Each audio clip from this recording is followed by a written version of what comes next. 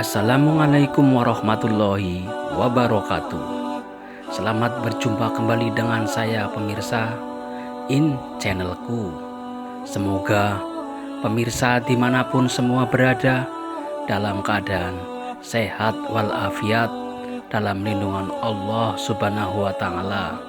Amin ya Allah. Kali ini saya channelku akan bercerita tentang sejarah Sunan Ampel dan dakwahnya yang terkenal, yaitu Molimo.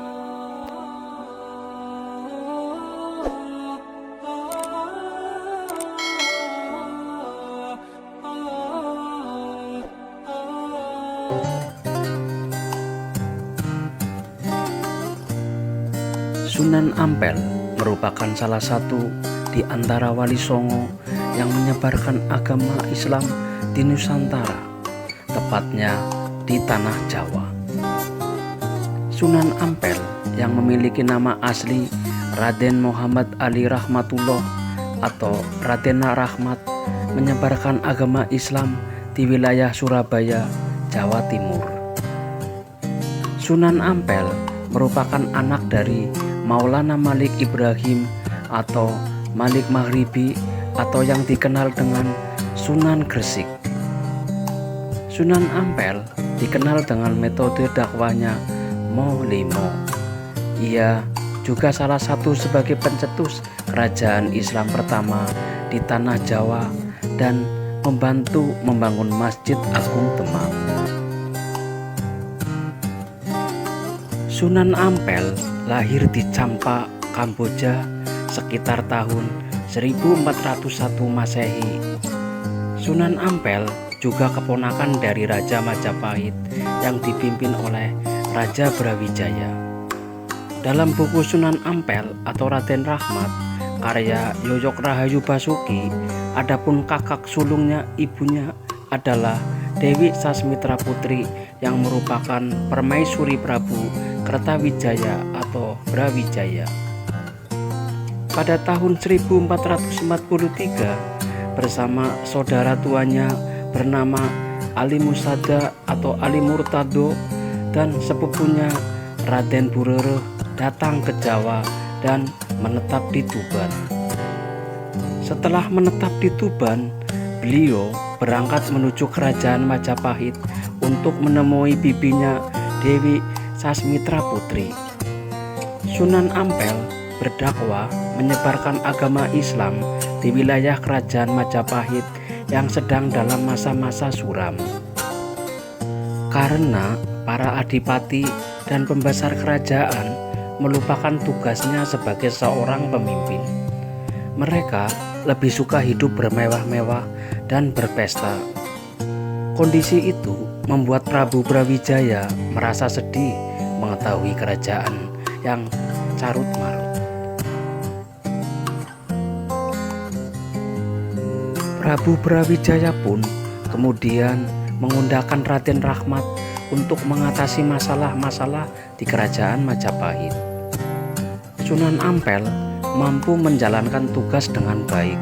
Dengan kesabaran dan kewibawaannya, Sunan Ampel mampu mengatasi situasi kerajaan Majapahit dengan menyadarkan dan mendidik para bangsawan serta adipati ke jalan yang benar. Dikutip buku 9 Sunan tahun 2015 karya Sri Sumaryoto, setelah berhasil menyadarkan para bangsawan dan adipati, Sunan Ampel melanjutkan niatnya untuk berdakwah di masyarakat. Saat berjalan menyusuri desa, Raden Rahmat tiba di sebuah tempat yang kosong. Di situ ia membangun masjid sebagai pusat ibadah dan dakwah. Kemudian membangun pesantren. Daerah tersebut dikenal dengan Ampel Denta. Disitulah diberi kekuasaan dan kemudian dikenal dengan Sunan Ampel. Cara dakwah yang dilakukan Sunan Ampel sangat singkat dan cepat. Cara dakwahnya yang dikenal dengan falsafah Molimo yang artinya tidak melakukan 5 hal tercela.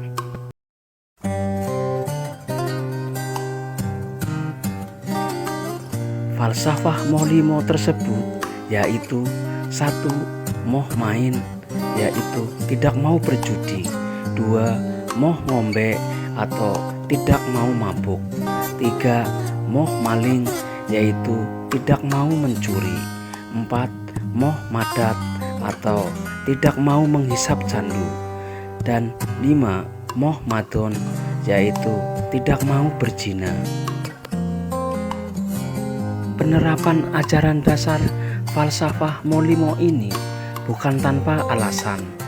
Di masa itu, kebanyakan masyarakat Jawa menganut paham animisme, yaitu kepercayaan terhadap makhluk-makhluk halus dan roh gaib. Selain itu, tradisi seperti sabung ayam, berjudi, hingga bersemedi masih kental di tanah Jawa. Tentu saja, kepercayaan ini bertolak belakang dengan ajaran Islam. Dengan adanya 5 ajaran dasar tersebut, Sunan Ampel berharap masyarakat Jawa bisa terhindar dari hal-hal buruk seperti mabuk, berjudi, berzina, maling, dan menggunakan obat terlarang. Untuk mendekatkan diri dengan masyarakat setempat, Sunan Ampel memiliki cara unik dalam berdakwah. Caranya yaitu dengan mendekatkan dan memadukan istilah-istilah Islam dengan bahasa yang digunakan oleh masyarakat Jawa kala itu. Sebagai contoh, kata sholat diganti dengan kata sembahyang yang sering digunakan oleh masyarakat Jawa ketika akan beribadah. Tak hanya itu saja, kata musola juga diganti dengan nama langgar yang terdengar mirip dengan sanggar. Sanggar adalah tempat pemujaan atau tempat penyimpan sesajen pada masyarakat Jawa. Tentu saja, dengan pendekatan inilah Sunan Ampel bisa berdakwah dengan lebih lancar di tanah Jawa. Sunan Ampel menikah dengan anak perempuan Adipati Tuban yang bernama Nyai Ageng Manila. Istri keduanya adalah Dewi Karimah yang merupakan putri dari Ki Wirosroyo yang merupakan tokoh besar di tanah Jawa. Sunan Ampel juga sebagai salah satu pencetus berdiri Kesultanan Demak yang merupakan kerajaan Islam pertama di Pulau Jawa. Bahkan salah satu muridnya yakni Raden Patah diangkat menjadi Sultan Demak pertama pada tahun 1475. Sunan Ampel juga membantu mendirikan Masjid Agung Demak. Salah satu 4 tiang utama yang ada di masjid diberi nama Sunan Ampel. Sunan Ampel meninggal diperkirakan pada tahun 1481 di Demak dan dimakamkan di sebelah barat Masjid Ampel, Surabaya. Demikianlah pemirsa tentang cerita sejarah Sunan Ampel.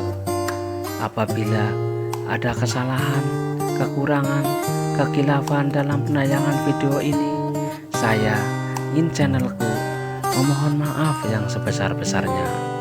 Semoga cerita tentang Sunan Ampel ini bisa bermanfaat bagi semuanya. Wassalamualaikum warahmatullahi wabarakatuh.